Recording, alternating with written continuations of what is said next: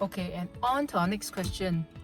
This is from Majesty Li Xuan. He asked me, do you think you can do a Minotti style interior without using graphics? Interesting question, because to me it's very simple to answer. Of course can, because Minotti style, right, doesn't involve graphics in the first place. So I think I know why you're asking me this, because to you, right, most of my projects rely heavily on graphics.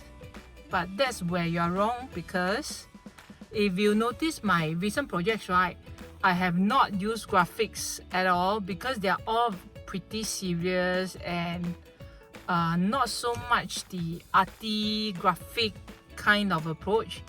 Hence, when it comes to Minotti style, right, okay, so for the rest of you who don't know, Minotti is actually, it's not a style per se, but it's an Italian brand.